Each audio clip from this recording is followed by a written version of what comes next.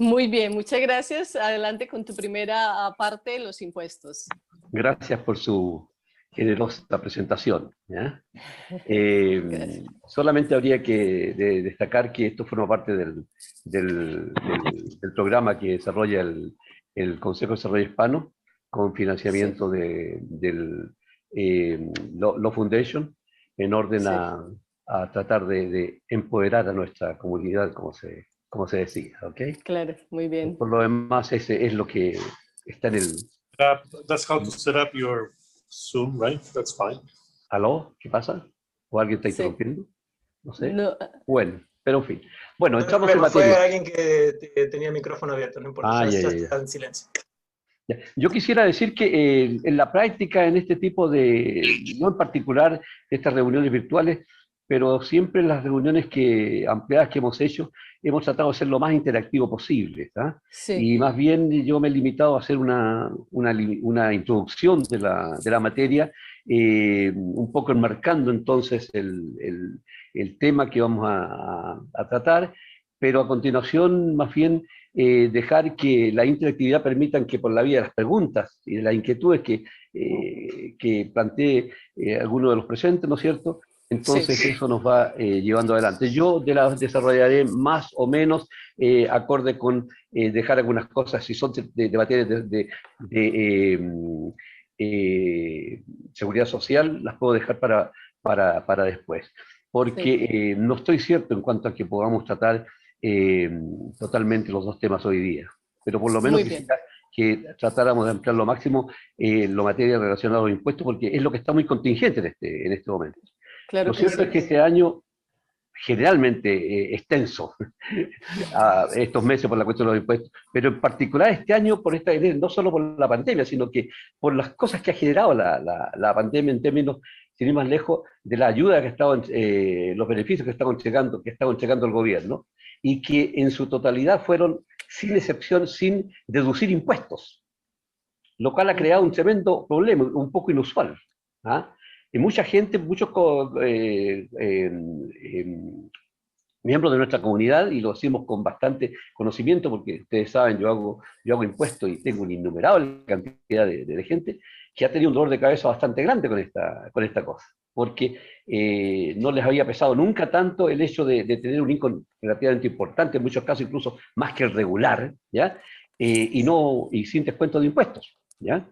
Y esto fue así hasta septiembre, con el COVID, ¿no es cierto?, en sus diferentes versiones, y después, felizmente, ahí algo empezaron por lo menos a deducir, pero igual es muy poquito. Así que con ese agregado del momento, nos pareció importante quizás entrar a tener una conversación sobre esta materia y aprovechar entonces de hacer un poquito de a luz y un poquito de despertar la inquietud de nuestra gente en orden a entrar a conocer más sobre cómo funciona esta cosa de los impuestos, de tal manera que nos permita en adelante no tener los problemas que hemos tenido hoy día. Hay que Sí, aclarar también, disculpa, Gabriel, hay una pregunta. sí, Pregunta para Gabriel, sí. de parte de Rodrigo. ¿Tengo que incluir en mis impuestos que he trabajado en casa? Mi único ingreso está reflejado en un T4. ¿Cómo tengo que hacer?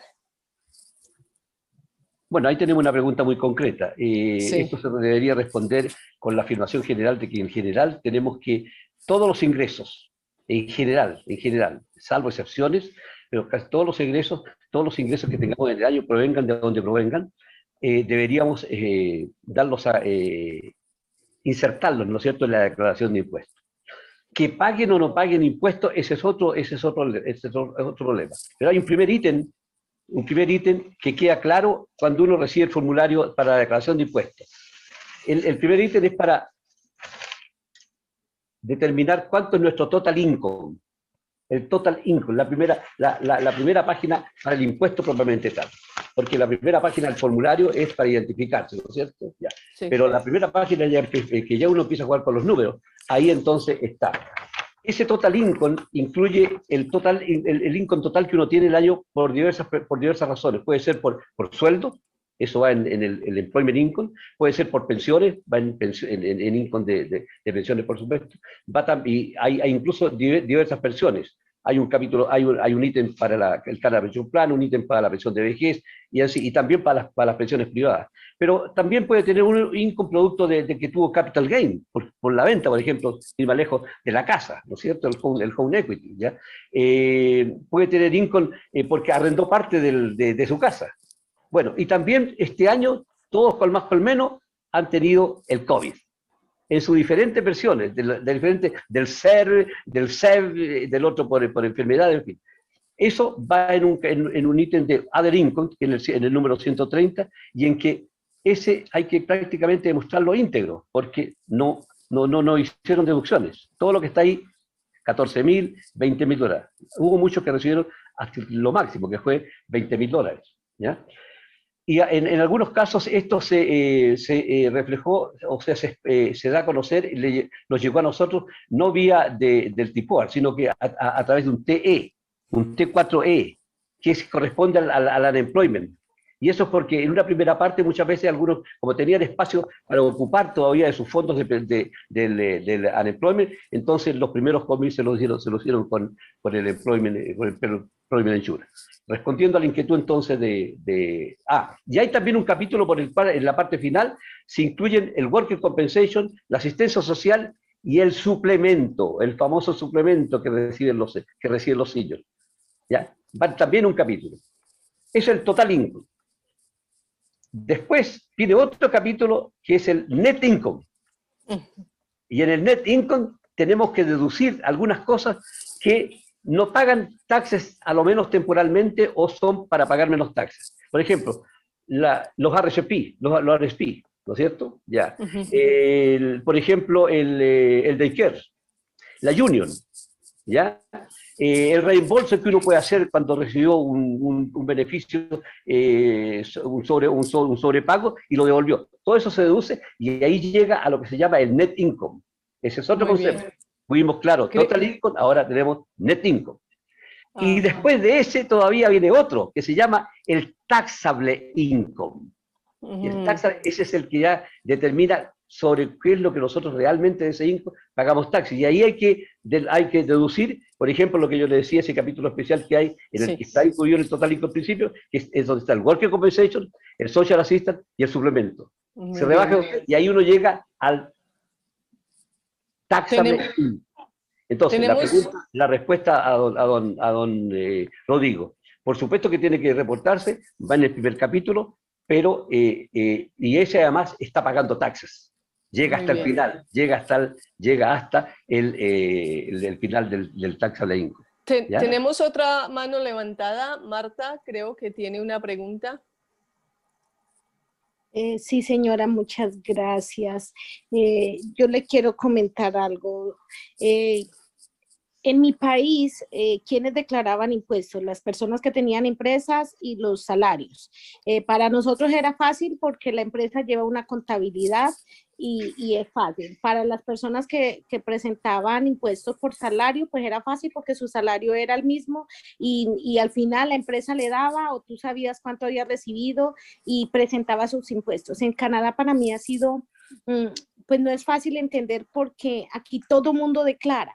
Entonces, yo entiendo que es el income que recibí, pero por decir algo, ¿usted me puede explicar en forma general, o sea, esa es la dinámica de mi país? ¿Cómo es la dinámica de Canadá en general? Yo puedo entenderlo, si me lo explica así fácil, yo lo puedo entender porque pues tengo en mi cabeza qué es el tema de impuestos, qué es que hay salarios, hay cosas que se les pone impuesto, hay otras que no, que hay que hacer una suma, pero entonces yo me pregunto, por decir algo, si mi esposo, por decir algo, trabaja en construcción, pero trabajo aparte y también trabajo por horas, debo llevar una contabilidad, ¿cómo hago para descontar? Bueno, el arriendo no hay problema porque siempre es el mismo monto en el año, pero la comida, el arriendo, ¿qué se le descuenta? Muy bien, gracias Marta por tu pregunta. Señor Gabriel. Ya. Bien densa debería ser la respuesta, ¿ya? Pero vamos a tratar de ser más o menos simples, en orden a, por lo menos, por la generalidad. Dejar claro, aquí todo el mundo tenemos la obligación, después de los 18 años, de declarar nuestros impuestos. Sí. En la medida que hemos generado income, va a ser impuesto sobre ese income. Pero incluso se da el caso de que alguien que hasta no puede haber tenido income, porque resulta que al hacer la declaración tenemos derecho a recibir también beneficios y créditos. ¿Me entiende? Por ejemplo, sin ir más lejos ahora mismo, alguien puede no haber recibido un income corriente, sin embargo tiene derecho a recibir igual el impuesto, una compensación por el impuesto al clima del gobierno de Trudeau, de $300 para cada uno individualmente. Si son pareja, como casados o como no, entonces van a recibir $450. Y si tienen niños, tienen dependientes menores de 18 años, por cada uno de ellos $75. O sea, si tienen 2 niños, van a recibir entonces $600. A reclamar esa cosa, tienen que, ¿no es cierto?, hacer el impuesto. Hay gente que, ahí tiene usted derechamente un beneficio. Pero hay beneficios que además son sociales y que están basados en la declaración de impuestos que uno ha hecho del año correspondiente. Me explico. Por ejemplo, hay muchos beneficios que se calculan en periodos anuales que van de julio de un año a junio del otro año. Entonces, los beneficios que comienzan que se reiteran o que se revalidan en julio de este año va a depender de la declaración de impuestos que hagamos el año 20. Por eso es importante hacerlo antes del 30 de abril. El año pasado fue un año excepcional. Por esta cuestión de la pandemia, el gobierno decidió no hacer problema de que la gente no había hecho el impuesto hasta junio. Incluso comprometió seguir dando los mismos beneficios que daba antes, aun cuando la gente no hubiera hecho el impuesto hasta el 30 de diciembre. Pero este año no hay excepción de ese tipo. Lo único que hay es una extensión del plazo para pagar los penalties hasta el 30 de abril del próximo año, en caso de que alguna gente tuviera que pagar penalty. Y lo mismo también, discrecionalmente, también se van a renegociar los intereses que pudiera haber generado, por ejemplo, el estar pagando por esta cuestión del taxe extra que ha significado la plata que se recibió por el COVID, ¿ya? Y entonces van a dar plazos para esas cosas, pero no hicieron extensión como el año pasado, ¿ya? Ahora, todo el mundo paga, otra cosa importante, más del 50% del total de nuestros recursos del presupuesto nacional proviene del pago de los impuestos. Por eso es un hecho muy importante. Es importante no solo como algunos dicen, es para pagar los sueldos, cosas así, no, las pensiones. La pensión de vejez se paga con los impuestos. Gran parte de los beneficios del medio ambiente se pagan con los impuestos. Una parte importante de la educación se paga con impuestos, no necesariamente este impuesto, a lo mejor con el impuesto de propiedad en la ciudad, pero se paga con los impuestos. Los impuestos son una institución instalada que es de primordial importancia. Ahora, ¿cómo se hace? Y problemas ya de modalidades, ¿no es cierto? Y los pros y contras de hacerlo por su cuenta o hacerlo en línea, ya ese otro problema, pero el impuesto hay que hacerlo. Y hay que hacerlo, sea empleado corriente, un empleado que le hace las deducciones como corresponde y que le llega al final el famoso T4, el T4, ¿no es cierto? O ya sea trabajando por su cuenta.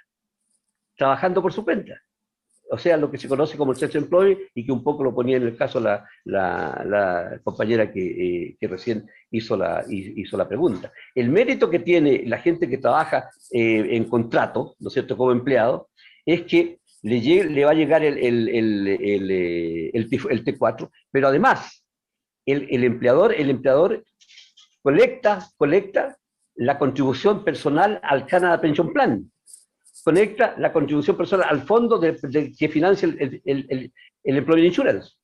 Y también colecta una parte de acuerdo con una tabla que hay fijada en los distintos casos, de acuerdo con una estimación que se hace del Lincoln anual a principios de año, colecta un porcentaje del sueldo mínimo que debería ser como de un 15%, y que de ahí va para arriba de acuerdo con el formulario que cada uno de nosotros está obligado a llenar cuando empieza un trabajo, ¿ya? Cuando empieza el trabajo tiene que llenar 2 cosas. Uno, entregar el Social Number, porque sin el Social Number no puede trabajar, ¿no? Aunque sea con 9, que son los que están temporales. ¿ya? Extraordinariamente alguien puede tener uno transitorio, ¿ya? Pero es porque está acompañando a un residente, ¿ya? Pero es el que lo capacita para trabajar, porque el empleador no puede contratar a alguien que no tiene permiso para trabajar en este país, ¿no es cierto?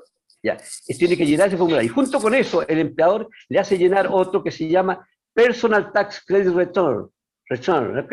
En ese formulario, uno se confiesa de cuál es la proyección anual de income o también de descuentos que uno puede tener, porque es casado y la señora, por ejemplo, o el marido no trabaja, tiene niños, tiene un niño con disability. Todo eso van a ser descuentos que uno va a poder hacer el día de mañana para pagar menos taxes. Entonces, eso se le entrega al empleador y ahí le aplican la famosa tabla. Pero eso quizás así en general para que tenga una idea de cómo funciona el sistema la compañera, pero yo con el mayor agrado no tengo ningún problema el día de mañana personalmente tener una reunión con ella, a objeto de informarla mucho más en detalle sobre esta materia, porque en el curso de la reunión vamos a ir entrando en detalles de todas estas cosas. Claro, y también más adelante compartiremos la información. Si tienen dudas, más preguntas que no se le resolvieron o que necesitan que se extienda más la pregunta, les daremos el número telefónico del señor Gabriel, cómo lo pueden contactar. Quizás también ayudaría a este conocimiento básico el que los impuestos al final, las tablas, las tasas y los montos que se pagan en impuestos, por decirlo así, lo que si uno trabaja con TFOR, de corriente, como empleado, ¿cierto? Si lo que le dedujeron es menos que lo que tiene que pagar al final, por supuesto que uno tiene que enviarles plata al gobierno. Muy bien. Pero si, como en muchos casos pasa, es más lo que le dedujeron que lo que uno tiene que pagar, ellos le hacen a uno un refund, le envían, Sí. ¿no es cierto? Y no hay vuelta que darle. El punto es diferente, el tratamiento es diferente con los que son self-employed, porque los self-employed tienen un ingreso bruto, pero de ahí tienen derecho a deducir todos aquellos gastos principales, ¿no es cierto?, en los cuales él tuvo que incurrir a objeto de poder generar esa ganancia, ¿no es cierto?, por su cuenta, ¿ya? Entonces, sí. Puede deducir los gastos del coche, por ejemplo, un gasto de una oficina en la casa, lo relacionado con comunicaciones, por ejemplo, en fin, una serie de gastos que le permiten bastante llegar a un income taxable propiamente tal, mucho más bajo. Y ahí entra. Ahora, a propósito de income taxable, hasta $14.000 hoy día, este año, ya nadie paga taxes. Hasta $14.000. Pero de 14 a 44, paga un 20%. O sea, en ese tramo, de 14 hasta 24, hasta 44, paga un 20%. Un 15% al federal y un 5%. Estoy promediando, y un 5% al provincial. ¿Ya? De ahí, de los 44, ¿ya? Hasta más o menos los 87, paga un 31 y 1%. Porque el gobierno federal sube a un 20.5%, ¿ya? Y el gobierno provincial sube a un 9 y tanto. Y así va subiendo por tramos, ¿ya? Entonces, sí. La tabla que le aplican a uno es en base a la información que cuando uno trabaja directamente con un perro, ¿no es cierto? ¿Ya? Es a la estimación que uno llegó por el income anual y cómo entra en esa tabla. Ahora, eso no significa que todo el mundo, si ganó 90 y tanto, iba a entrar en una tabla en que ahí el puro gobierno federal son 26.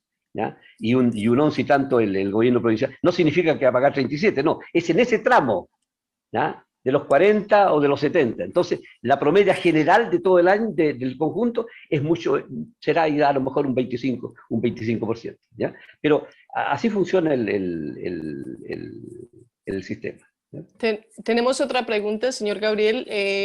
Mi mamá es mi dependiente económico, ella no tiene de momento ingresos y apenas cumplirá 65 años este mes de mayo. ¿Puedo agregarla como mi dependiente para el año anterior o hasta el siguiente año? Y para que yo pueda hacer esto, ¿necesitamos presentar impuestos para ella aunque no tenga ingresos? ¿Cómo lo hacemos? Ella debe haber estado haciendo impuestos incluso no teniendo ingresos. Primera cuestión. Y aquí hay un dato que es fundamental. Depende de la edad. Punto 1 y punto 2, ¿cuántos años lleva acá? Mientras esté 10 años, va a estar bajo el sponsorship, porque a lo mejor ella fue patrocinada, ¿no es cierto? Y como tal no puede acogerse todavía a la pensión de vejez, al old age pension que se llama. Pero ella, normalmente, si la gente ha llegado aquí a los 55 años, a los 65, en hora bendita, se acoge al cana pensión, a la pensión de vejez. No va a poder acogerse al CBP porque resulta que ella no hizo contribución, no contribuyó al CBP, ¿no es cierto? Porque trabajó en la casa solamente cuidando a los niños, en fin. Entonces, pero a partir de ese momento tiene pleno y absoluto derecho a la pensión de vejez. Y cuando tiene pensión a la pensión de vejez, está teniendo a los 10 años equivalente a lo que se llama una pensión de vejez parcial. La máxima hoy día son, por ejemplo, $600. Son un poquito más, pero promedio. Pero es porque supuestamente estuvo la persona 40 años acá. Si estuvo 10, corresponde a un 25% de esos 40, ¿no es cierto? Por tanto, un 25% de los 600. Estamos hablando de $600. Ya, pero eso le lleva a 7.200 al año, ¿no es cierto? Pero por el hecho de tener 710, está muy por debajo de los hoy día más de $19.000, casi 20.000, que está presupuestado aquí como el ingreso mínimo que debería tener una persona como ella. Y por tanto, por la vía del suplemento, por el suplemento, le van a dar $13.000, con lo cual va a llegar a más o menos $1.600 mensuales de no haber recibido nada hasta cuando fue 65 años. Es así funciona el sistema para los pensionados. Muy bien. Okay, gracias. Aló. Si tienen alguna otra pregunta, por favor. Yo, Leonor González, necesito hablar. Ok, muy bien, adelante. ¿Tienes una pregunta para el señor Gabriel? Por favor, adelante. Don Gabriel, soy Leonor. Hola, ¿cómo estás? Tanto tiempo. ¿Cómo puedo hacer el asunto de las taxes mías? Yo estoy detenida en Chile, no puedo viajar a Canadá. Entonces ya creo que son como 2 o 3 años que no se han hecho taxes, como usted sabe. Y seguimos, no puedo viajar, tengo pasaje listo, pero no hay pase para allá. ¿Cómo lo puedo hacer? Comuníquese conmigo nomás vía telefónica o por el email, ¿ya? Y yo le soluciono ese problema. No se preocupe. Porque usted hace como un par de años que no hace el InContact, parece. ¿Ya? Exacto, porque lo único que usted no va a poder reclamar es el suplemento, porque el suplemento está condicionado al hecho de estar aquí, solamente puede estar 6 veces afuera. Pero hay ciertas situaciones de excepción con países como el caso de Canadá con Chile, porque tenemos un tratado de seguridad social amplísimo que en alguna medida enfrenta favorablemente este tipo de situaciones. Ya no vamos a poder ver eso. Ya, directamente. Me comunico con usted. Gracias, señor Parada. A ver, ¿hay otra pregunta? Sí. Don Lucho tenía amenazado una pregunta. Sí. Don Lucho, adelante.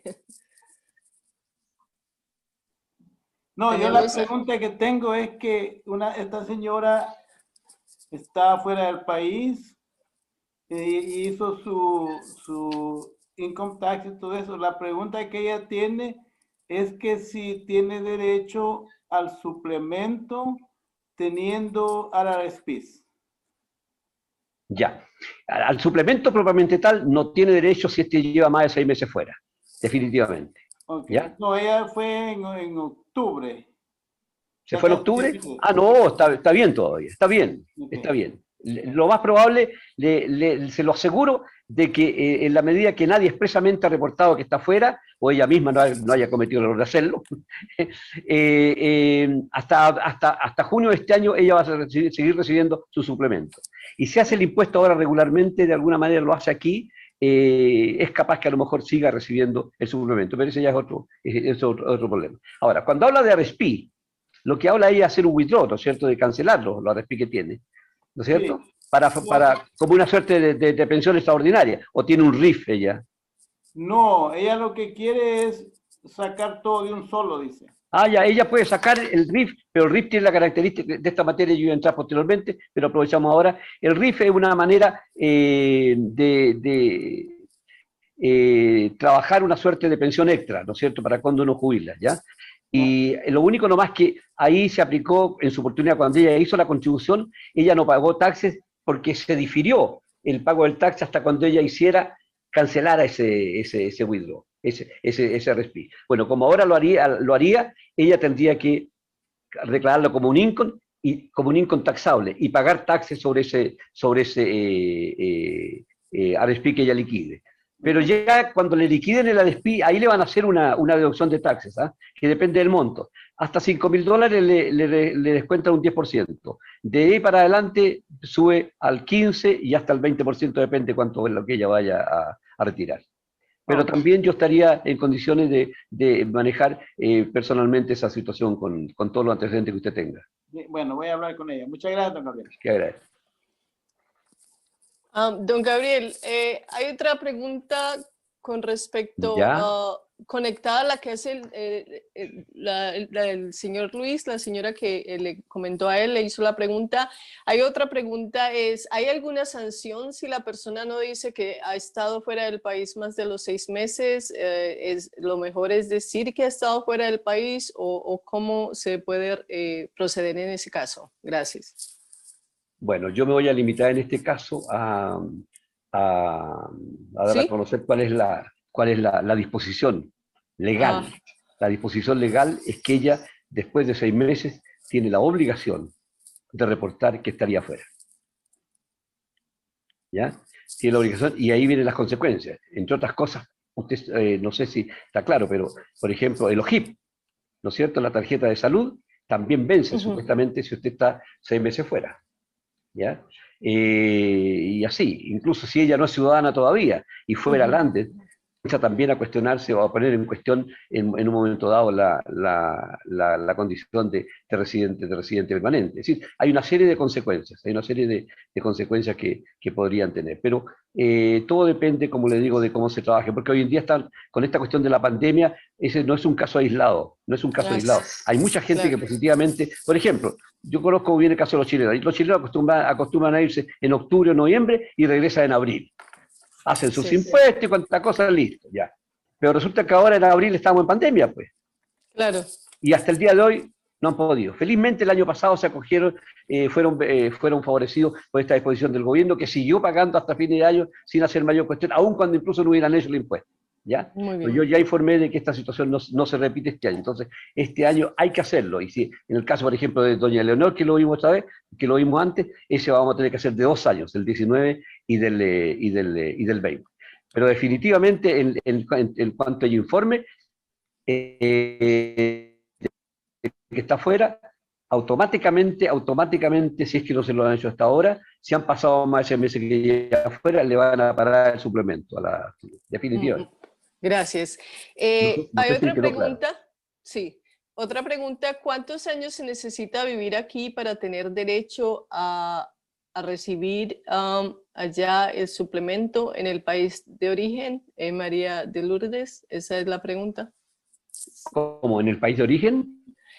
¿Cuántos años se necesita vivir definitivamente aquí para tener derecho? El suplemento, ya. Recibir el suplemento. No, si no es problema de años. Sí. A lo mejor está confundiendo con el hecho de cuántos años necesita tener aquí para tener derecho a la pensión de vejez. Es la pensión de vejez en que uno de sus beneficios es el suplemento. O sea, para recibir suplemento, primero que nada hay que estar acogido a la pensión de vejez, ¿ya? Que es la que nos obliga a tener 65 años y a lo menos 10 años aquí en Canadá. ¿No es cierto? Ahora, el OAS tiene tres beneficios. Tiene primero la pensión, segundo el suplemento y tercero el allowance. ¿Qué significa eso? Que si uno es senior y está casado con alguien que tiene menos de 65 años, pero tiene por lo menos 60, entonces esa persona tiene derecho a recibir un allowance. Esos son tres pensiones de la pensión de vejez. Ahora, el suplemento está condicionado a estar acá, punto 1. Pero como todo canadiense, tiene derecho a salir 10 meses, es decir, 6 meses. Antes de 6 meses sigue recibiendo el suplemento. Pero después de esos 6 meses, si le comprueban que está fuera, de alguna manera le van a cortar incuestionablemente el suplemento, y eso recién se rehace el día que regresa y comprueba y se queda acá, ahí recupera el suplemento. Pero estando fuera de Canadá no lo va a recibir. La pensión, si tenía 20 años acá la persona, perfectamente se la pueden seguir enviando al país, incluso al país de origen, ¿ya? No habría problema. El Canada Pension Plan es diferente. El Canada Pension Plan, igual en cualquier se lo pueden mandar en todo momento al país de origen. Pero la pensión de vejez, solamente a aquellos se lo mandan al país de uno, siempre y cuando haya tenido más de 20 años aquí en Canadá. Por eso, previo a los 65, ¿eh? Previo a los 65. Por eso es que lo más que se recomienda es utilizar el sistema del el direct deposit, o sea, el depósito directo a una cuenta corriente, y que la persona, ¿no es cierto?, siga teniendo cierta relación, cierta atadura con este país. Por ejemplo, tenga cuenta corriente, tenga familiares, ¿me entiende? Tenga alguna cosa que la une a Canadá, y por tanto sigue recibiendo la pensión aquí, en la cuenta corriente, y ella o la persona o él opera ya con la tarjeta de crédito y está sacando la plata como corresponde. Hay algunos países en que incluso la plata llega directamente en canadienses, y hay otros en que llega en dólares. Lo que no Muy llega bien. es en la moneda nacional. Muy bien. Muchas gracias, señor Parada, por esta información tan profunda sobre los impuestos. Si no tienen más preguntas, podríamos pasar a la siguiente y terminaríamos con impuestos. ¿Qué le parece? Vamos a ver. Hay otra pregunta. Los 10 años necesarios para el pension plan deben ser consecutivos antes de los 65. Exactamente, es decir, no necesariamente, pero sí son importantes para el monto que se recibe, porque si llega a estar corta, por ejemplo, en 1 o 2 años, ya en los últimos 10 años, entonces eso los puede pagar con años que haya estado antes, en una equivalencia de 1 a 3. Me explico. Si lleva 9 años, por ejemplo, antes de los 10 años, le falta 1, ¿no es cierto? Ya, ese 1 lo puede pagar porque ella anduvo 10 años fuera, pero antes de eso esa persona estuvo 10 años acá. De esos 10 años puede pagar 3 años de los últimos 10. Es medio complicado, pero así funciona el sistema, ¿ya? Sí. Y uno tiene que estar en estado legal el mes en que cumple los 65 años y en que hace la aplicación pertinente. Ahora, son 10 años, eso significa que la persona a los 55, si llegó, a los 65 le explica, pero si llegó a los 70, llegó a los 60, va a jubilar a los 70, ¿no es cierto? Cumple los 10 años. Otra cosa que no lo hemos dicho es de que está próximo, a partir del 23, va a cambiar los 65 años. Va a cambiar a los 67 años. Muy Porque bien. aún formalmente no se ha cambiado la disposición que viene vigente desde el gobierno de Harper, ¿no es cierto?, en que subió la edad de la pensión de vejez. Muy bien, tenemos 2 preguntas más, una de Marta y una de Arturo y Margarita Alvarado. Vamos a Marta. Sí, señora. Mi pregunta es la siguiente. Yo llevo 2 años en Canadá, llegué en el 2018, en el 2020 me hicieron hice la declaración de impuestos, pero mi esposo no tenía número de seguro social. Entonces el señor me dijo que hacíamos una sola declaración, o sea, que yo declarara, pero quedaba incluido mi esposo. ¿Eso es correcto? Sí, es correcto en la medida que él ha estado en este país 183 días. 183 días. Eso es muy común con los padres, ¿ah? Si vienen acá, por ejemplo, y están 183 días, son declarados como dependientes por parte de los hijos acá, especialmente cuando si es que es soltero, separado, divorciado, incluso pasa a ser una carga bastante especial. Me explico, tiene la denominación de un equivalent spousal amount. Prácticamente, por así decirlo, si uno no paga, tiene un nivel de excepción de 14.000 dólares hoy día, automáticamente al representarla a ella como equivalent spousal amount dependiente, porque es la madre, suma otros 14.000 y recién empieza a pagar taxes después de los 28.000 dólares. Después de los 28.000 dólares. ¿Ya? Pero lo único nomás que eso no le cuenta a ella como para recibir algún otro beneficio de la seguridad social que tenga como condición el que tiene que tener un estatus legal acá, pero con residencia. Bien. Tenemos la otra pregunta de parte de Arturo y Margarita Alvarado. Ya, Gabriel, una cosa que me quedó dando vuelta. Hay muchas personas que han tenido que trabajar de la casa, que usualmente no lo hacíamos. ¿Por qué no mencionas ese bono que hubo de $400 para pagos de gastos de la casa? Ya, hay muchas, entre las personas que trabajan, hay algunas que ordinariamente en sus declaraciones de impuestos recurren a una situación de excepción basada en que ellos trabajan en la casa. ¿Ya? Entonces el empleador en estos casos llena un formulario que se llama así, justamente, ¿ya? De excepcionales condiciones laborales por trabajar en la casa. Entonces, al trabajar en la casa, le permiten descontar, hacer algunos descuentos, ¿no es cierto? Y se llena un formulario que se llama Employment Expenses, por el cual utilizan el carro, por ejemplo, que es propio a lo mejor, utilizan un porcentaje de la casa, un 15%, que es lo que ocupan, por ejemplo, para una oficina, ocupan relación con las comunicaciones, los celulares, algunos office supplies, cosas así. Y eso lo rebajan entonces, bajo la categoría de Employment Expenses, lo rebajan del sueldo que recibieron, por ejemplo, 40.000, los gastos fueron 5.000, entonces entra a pagar taxes sobre 35.000. Si esa situación venía de atrás, él la puede seguir, lo más probable lo puede seguir revalidando este año, por el año 20.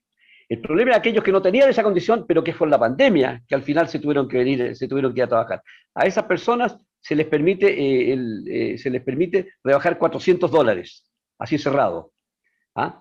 Pero los $400 hay que aclararlo, es un monto para dejar de pagar taxes sobre $400, ¿ya? No es que le vayan a dar $400.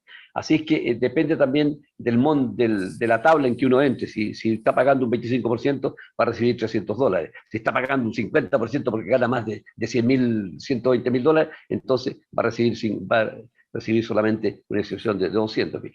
Pero los 400 el empleador debería darle un formulario, pero ese formulario no es necesario enviarlo. Hay que tenerlo a mano en caso de que Revenue Canada quiera revisarlo. Ahora, son $400 basado en que supuestamente estuvo 200 días a lo menos en la casa, trabajando. Y equivale a un crédito de $2 por día. ¿Ya? Entonces yo lleno los formularios, le coloco los 200 y los 200 días, y abajo no hay necesidad ni siquiera de firmarlo. Se incluye nomás en la declaración. Pero eso va así. Así funciona. Bueno, aquí en el chat tenemos otra pregunta. ¿Este cambio de los 67 años es para todo el país o solamente para Ontario? Todos estos beneficios son universales, porque son de cargo del gobierno federal. Son universales. Casi toda la seguridad social es del gobierno federal. Y cuando decimos gobierno federal estamos hablando de todo el país. Hay algunas cosas que son de nivel provincial. Por ejemplo, el Worker Compensation es provincial. El OJIP que llamamos nosotros es provincial, ¿no es cierto? El tributo por la propiedad, property tax, que se llama, también es provincial, o incluso a veces es municipal, ¿ya? Pero las pensiones son de responsabilidad federal. ¿Sí? Y la otra pregunta. Perdón, no estaría de más por si acaso dejar en claro que el único país, la única provincia que tiene su declaración propia, absolutamente, incluso tiene hasta su Quebec Pension Plan, es Quebec. Ah, sí. Quebec, en la práctica es casi el mismo nuestro, pero con un poquito más de cargas de ellos, que la agregan. Porque entonces, en lo general, reconocen la vigencia, ¿no es cierto?, del que es para Canadá, pero ellos, porque a su vez tienen otros beneficios muy propios de ellos. Muy bien. Otra preguntita.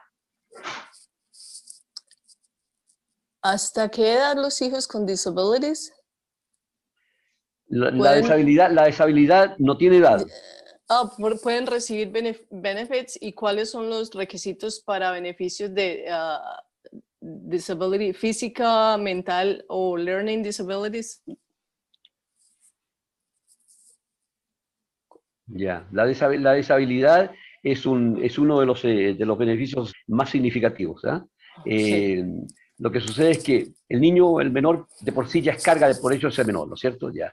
Pero, pero si además tiene un deshabilidad, el solo hecho de la deshabilidad como tal también representa un crédito de $8.665 a partir de este año, ¿ya? $8.665. No solo vale para los niños, en general para la deshabilidad, ya sea de los padres como de los dependientes, ¿ya? Y entonces cuando uno hace la declaración de impuestos, parte deja de pagar taxes, el primer descuento, por así decirlo, para no pagar taxes es en los $14.000, ¿no es cierto? Pero a continuación, si el marido ya decíamos no trabaja o la esposa no trabaja, agrega también al marido. Si resulta que tiene un pariente con deshabilidad, coloca también deshabilidad. Pero hay otro niño que en cambio ya tiene 18 años y empezó a estudiar, y él pagó tuition fees, también puede reclamar el padre los tuition fees. Es decir, pero son así como funciona el sistema, ¿ya? La deshabilidad es válida en plenitud. Y se puede entonces reclamar como tal. Tenemos otra mano levantada. Rodrigo. Sí, gracias Lida. Gabriel, yo he pasado a ser parte del club de los adultos mayores, pero como estoy trabajando... Bienvenido. Gracias. Tarde o temprano íbamos a llegar, así que no hay problema. Gabriel, yo no he hecho los trámites, no he hecho ningún trámite respecto de la pensión. Yo sigo trabajando, entonces no estoy recibiendo la pensión. ¿Tengo que informar o hacer algún trámite al respecto de la pensión que me corresponde cobrar a partir de los 65? No, porque usted hoy día, a raíz de la extensión que se hizo en su oportunidad, esto forma parte de una situación que en muchos países ya se ha venido dando hace varios años. Esto de extender la edad de la jubilación. Cuando hablamos de la edad de la jubilación, no hablamos de la pensión de vejez o del pecho, ¿no es cierto? Ya. Ahora, ¿por qué lo digo? Porque... Bueno, todo el programa de seguridad social viene desde el año 1927, pero fue el año 67 cuando realmente se dio ya una reforma significativa que estableció en gran parte todas las características que tiene hoy día. Pero los elementos que se tuvieron en esa oportunidad para hacer toda esta cosa fue lo que era la realidad, obviamente, de ese momento. Se hicieron algunas proyecciones, pero estaban lejos de lo que fue hoy día. Ya decíamos en parte de que la pensión de vejez se paga con el presupuesto nacional. Por decirlo de otra manera, los activos pagan a los pasivos. Ese es el principio. Bueno, pero la correlación entre pasivos y activos era muy distinta, pero muy distinta, ¿ah? Lo que era el año 67 a lo que es hoy día. Y eso, evidentemente que tiene una incidencia grande, ¿no es cierto?, en el financiamiento de toda esta cosa.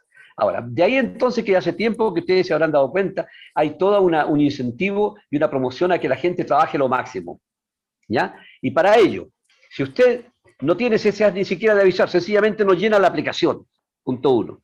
¿Por qué? Entre otras cosas, se aprovecha el hecho de que aquí uno puede estar pensionado y puede trabajar también, puede seguir trabajando, ¿no es cierto? Lo único problema está en que a lo mejor, como la pensión a lo mejor usted no va a pedir que le hagan descuentos, y en el trabajo le van a hacer solamente por el trabajo, esa parte de la pensión no va a estar cubierta por una deducción de taxes. Entonces va a tener un problemita si es que está con ya pensionado, va a tener un problemita con la cuestión del monto de taxes que tiene que pagar, ¿ya? Ahora, para eso el gobierno está promoviendo un incentivo. Y es que aquel que, por ejemplo, le pongo el caso concreto, usted no jubila a los 65 y jubila a los 70, por ejemplo, usted va a recibir un 36% extra de pensión. Y si el Canada Pension Plan usted también lo prolonga hasta los 70 años, usted va a recibir un extra a lo que le correspondía a los 65 de un 42%. Esto es la parte contraria al hecho de que a uno lo castigan cuando en el Canada Pension Plan jubila antes. Si jubila a los 60 años, por ejemplo, y no cotizó los últimos 5 años, lo castigan, ¿no es cierto?, ahí en un 36%. Perdón, en un 30%, 5% anual, en un 30%. Si alguien iba a recibir 500, recibe solamente 350, por así decirlo. Pero sí, sí, la idea hoy día es, ¿no es cierto?, que usted trabaje lo máximo, ¿ya? Como una manera de salir al encuentro de los déficits. Pero Trudeau había prometido volver a los 65 años, volver a los 65 años. Pero hasta el momento no lo han hecho, no lo han hecho. ¿Ah? Y es lo mismo, igual como también quiso, lo que sí cambió fue lo relacionado con la ciudadanía, en donde también estaba el problema de los años, ¿no es cierto? Y el número de días que tenían que estar en determinada cantidad. Bueno, eso lo subió. No ha bajado, en cambio, no ha bajado el monto que cuesta la Citizen, ¿no es cierto? Que antes costaba $200 y $300, y que ahora cuesta $630. Bueno, pero ahí estamos hablando de otro tema. Pero eso es yo no sé si le quedó claro, don Perfecto, Gabriel. Ahora me voy a descorchar una botella de champán porque me ha dado una muy buena noticia. Cuando me jubile a los 70 voy a tener un mayor ingreso. Muchísimas gracias. Ok, me alegro. Muy bien, entonces, gracias, señor Parada. Ahorita pasamos a un recordatorio de la encuesta antes de pasar a la segunda charla. ¿Está bien? Bueno, como no disponemos de mucho tiempo, pero a lo menos una definición global de lo que es este sistema de seguridad y como siempre, lo que más llama la atención y en definitiva a veces hasta se llega a identificar como la seguridad social son las pensiones, ¿ya? Pero en total el conjunto de derechos y beneficios, ¿no es cierto?, que se han venido aquí desarrollando desde el año 1927 y que por supuesto que han estado a tono con factores político, social, económico, ¿ya? Entonces, pero lo cierto es que para nosotros es bastante saludable estar por estos lados y pasar a formar parte de este sistema de seguridad social, porque incuestionablemente es muy superior a los nuestros. Por lo menos en términos de pensiones, ¿ya? Por lo menos en términos de pensiones. Porque, por ejemplo, el famoso suplemento. El famoso suplemento no existe en muchos de nuestros países. Recién hace pocos años que algunos lo empezaron a imponer y concretamente Chile lo tiene desde el primer gobierno de la presidenta Bachelet y que le llama y que en esa oportunidad se le puso pilar solidario, ¿ya? Pero ahora con otros nombres se está tratando de definir el pilar solidario y ahora se está hablando entonces ya de un ingreso familiar mínimo. Bueno, acá el suplemento lo que permite justamente es eso, pero no nos vamos por las ramas, vamos por lo central. El sistema de pensiones tiene tres tipos de pensiones, ¿ya? Tiene la pensión de vejez, tiene el Canada Pension Plan, ¿no es cierto? Y están las pensiones privadas. Esas son las tres grandes definiciones. Cada una de ellas tiene sus pensiones, llamémoslas así, inherentes a ello. El Canada Pension Plan, por ejemplo, tiene el beneficio de muerte, que es un beneficio de sobrevivencia, ¿no es cierto? Tiene el disability, ¿no es cierto? También lo tiene, ¿ya? Y así. Pero el Canada Pension Plan está financiado por nosotros mismos. Eso es una parte integrante de nuestro sueldo. Y se financia o se conforma ese fondo con una contribución del 50% del empleado y un 50% del empleador. Hoy día es de un 10,25, un 10,5%. O sea, el empleador cotiza un 5,5% y el empleado y el empleador otro 5,5%. O otro 5,25%. Total son un 10-50%. Ahora, eso el empleador lo tiene que religiosamente deducir de los pagos del payroll mensual o quincenal, depende como sea. Está establecido por ley. Ellos lo hacen. Lo mismo pasa con el Employment Insurance. El Employment Insurance también lo deduce el empleador aprovechando el tema, ¿ya? Las deducciones que le hacen a uno del sueldo.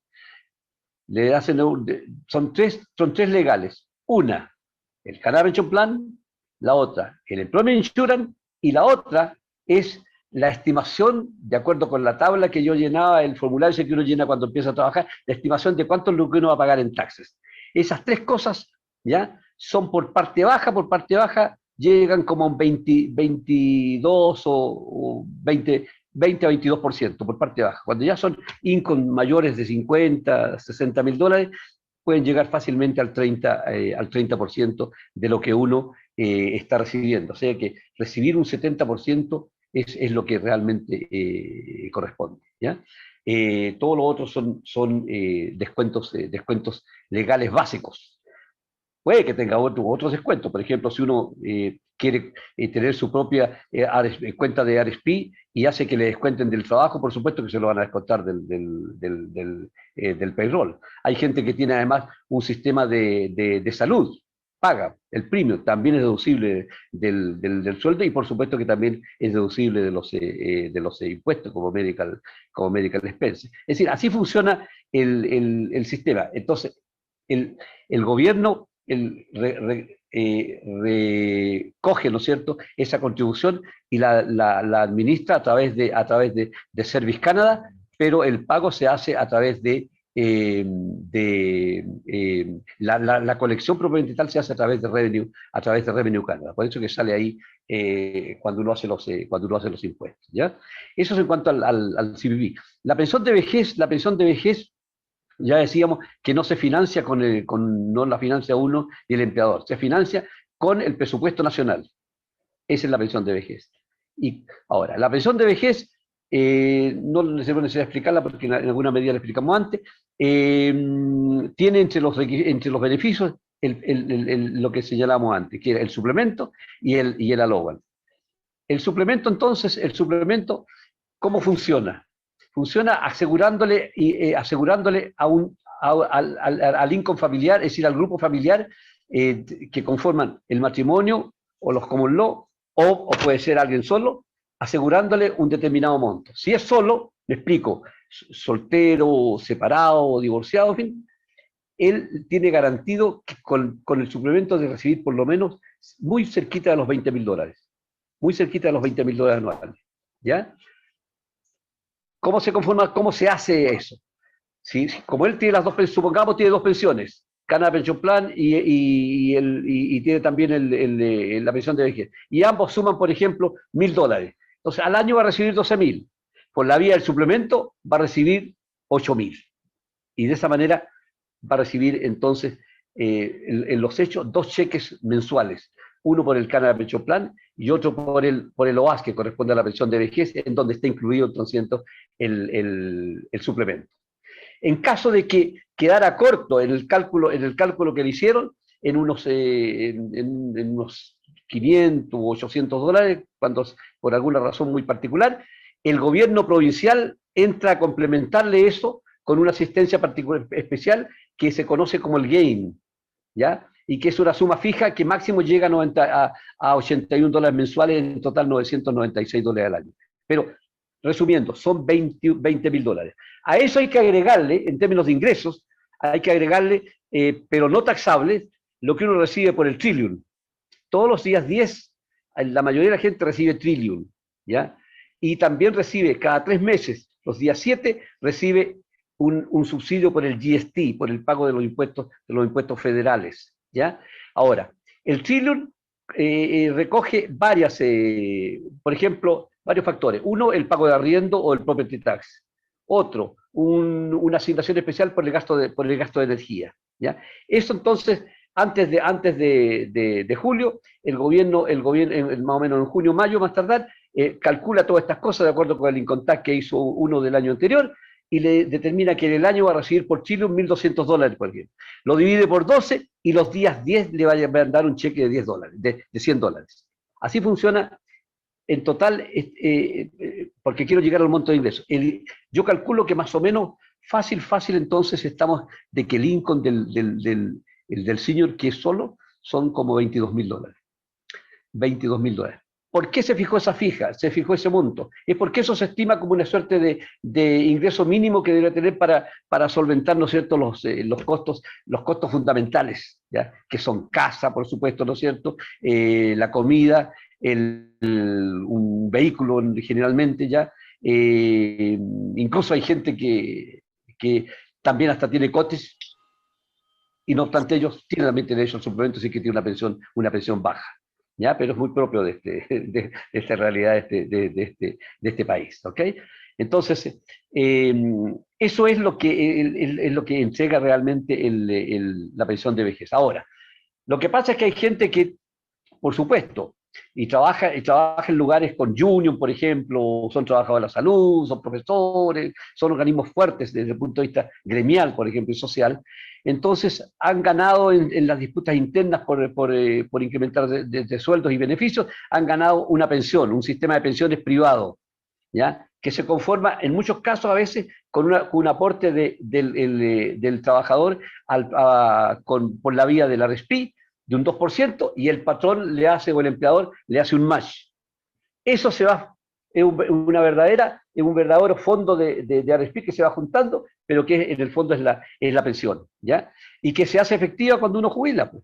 Cuando uno jubila, después salvo que uno pierde el trabajo y quede definitiva sin trabajo menos años, entonces ahí podría liquidar en parte, por lo menos el aporte, la contribución personal a ese fondo, porque los empleadores no lo sueltan antes de los 70 años, y algunas veces, en particular cuando se comprueba que no se tiene INCO, permiten sacar algo de ese fondo a los 65 años, ¿ya? Entonces, por la vía de los RSP puede estar esa pensión privada que le llamamos. Pero a su vez también personalmente, individualmente, usted puede tener fondos de RSP. Puede tener fondos y va contribuyendo a la RSP. Ahora, el tax de ese RSP es diferido. Se deduce en el año fiscal en que uno lo hace, y se deduce, no paga tax sobre eso. Ya, lo hace efectivo cuando liquida esos RSP. Extraordinariamente, para incentivar que la gente compre RSP, está autorizado que una parte del fondo que uno tenga en RSP se puede ocupar para la compra de la primera casa. Para la compra de la primera casa. Eso se llama el Home Buyer Plan. Home Buyer Plan. ¿Qué significa eso? Hoy día hay un límite de $35.000 por cada miembro de la familia, cuando son matrimonios, estoy hablando, ¿ya? O sea, pueden ocupar $70.000 de su fondo de RSP, y se da un autopréstamo. Se da un autopréstamo. O sea, porque usted está trabajando su plan. Y le dan 15 años después de 2 años para pagarlo, 15 años después de 2 años de gracia. O sea, en total son 17 años. Es como un segundo mortgage, llamémoslo así. Usted pagó el down payment con esos $70.000, ¿ya? Ahora, si por ahí, supongamos, utilizó $30.000. $30.000 en 15 años equivale a $2.000 anuales. $2.000 anuales. Si usted, por alguna razón, en un año, no compró RSP por $2.000 para pagar esa deuda que usted tiene con su propia cuenta de RSP, entonces es como si lo hubiera liquidado, como si hubiera hecho un withdraw. Y por tanto usted, el gobierno, el Revenue Canada, le agrega ese income, como income, ¿no es cierto? Y entra a pagar taxes, esos que no pagó cuando usted compró el RSP, ¿ya? Entonces, con ese incentivo, mucha gente realmente lo aprovecha. Ahora, claro, no es lo mismo que antes. Antiguamente, cuando en mi época se compraba una casa con $200.000, bueno, hoy día no puede comprar una casa con menos de $700.000 o menos de un millón de dólares, ¿no es cierto? Así Pero, es. en fin, así que, ese es un tercer sistema de pensiones. El otro que también hoy en día tiene mucha fuerza, por lo que estamos hablando, son el home equity, pues, el home equity. En el hecho se ha transformado en la inversión, pero más importante para cuando uno está jubilado ya. Porque alguien que compró la casa, por ejemplo, ya en los 80 y la compró en $200.000, esa casa lo más probable es que hoy día no solo está pagada, sino que además, y lo más interesante, hoy día está costando mínimo los $700, $800.000. O sea, tiene un equity es como una tercera pensión de hecho. El problema es aquellos que han llegado tarde a este país, ¿no es cierto? Entonces, naturalmente, a esta altura ya son 65 años y todavía están pagando property tax, y todavía tienen los gastos de casa igual como cuando uno, como si hubieran para los familias que empezaron antiguamente, y por eso es que a veces no pueden dejar de trabajar, en fin, todo ese tipo de cosas, ¿ya? Así es que así funciona esta cosa, y esos son los beneficios que tiene cada uno de las pensiones que conforman el sistema de seguridad social, como pensiones propiamente tal. Finalmente también está el de los convenios internacionales. Los convenios internacionales de los tratados de seguridad social que Canadá tiene con innumerables países, ¿no? Entre ellos con 5 países de América Latina, ¿ya? En el que se puede entonces hacer un intercambio de beneficios de allá para acá como de aquí para allá. Por ejemplo, Chile tiene un tratado de seguridad social desde el año 97 muy completo, incluso fue un tratado laboral también, ¿ya? Junto con el Tratado de Libre Comercio. Y prácticamente estar allá y tener derechos los puede reclamar aquí, como de aquí también los puede reclamar allá. Salvo aquellos que de la residencia. Pero la mayoría de los otros beneficios que se pueden transferir para acá o de aquí para allá, ahí no hay problema. Eso a propósito que me preguntaba del suplemento. El suplemento no se puede. ¿Por qué? Porque en nuestros propios países se deberían tener suplementos. Eso es en relación a las pensiones propiamente tales, ¿ya? Muy Después bien. hay... Sí, perdón. No, muy bien, muchas gracias. Tenemos 1 minuto o 2 para cerrar el tema y empezar con las preguntas, señor Parada. No, ¿Qué le parece? Perdón que me alargué, pero es que yo siempre estoy abierto a que me hagan preguntas. Bueno, abrimos el micrófono para aquellos que tengan preguntas. Había surgido una pregunta con respecto a los RRSPs. ¿Eso le conviene a todo el mundo? ¿Usted recomienda que las personas tengan o eso se acomoda más, le beneficia más a unas personas que a otras? Yo explico el sistema y los pros y contras que pueden tener, en fin, pero la verdad es que al final es una decisión muy personal, muy familiar, porque dice directa relación con la forma como uno maneja el presupuesto, ¿ya? Hay gente que no le da a este capítulo, no le da la suficiente atención, ¿no es cierto? Y está preocupado más bien del presente. Depende del grado con que participe, con qué dinámica participe la sociedad de consumo también, si tiene muchos niños, no tiene. Entonces, pero en buen romance es eso, se supone, Claro. el espíritu que hay detrás del RSP es prácticamente un ahorro, ¿no es cierto? Un saving account, ¿no es cierto? Sí. Una cuenta de ahorro para las pensiones. Y que en cambio, por ejemplo, puede servir extraordinariamente. El día de mañana uno queda con un disability, por ejemplo. Entonces recurre a ese fondo, ¿no es cierto? El día de mañana queda sin trabajo y queda corto con el 55 o 60% que va a recibir del Employment June. Entonces va a recurrir al RSP, ¿no es cierto? Bueno, claro, entonces, claro. Hay gente que incluso los compra expresamente antes para utilizarlos como el down payment de la casa. ¿Me entiendes? Entonces, es una cuestión bastante personal que no me atrevo a decir que es conveniente o no es conveniente. Claro. La idea detrás de la conveniencia, mi experiencia, porque hago los incontact y toda la gente cuando me pregunta cuestiones es porque ¿cuánto pago menos? ¿Cuánto recojo más? Claro. Bueno, y como podemos ver que este es un tema tan largo y que da para tantas preguntas, incluso si hay necesidad de que programemos otra charla, pues sabemos que podemos contar con el señor Parada, estaría dispuesto porque este tema es amplio y tendido y también, ¿por qué no? O sea, complejo, porque cubre mucho la seguridad social, como lo dijo el señor Parada.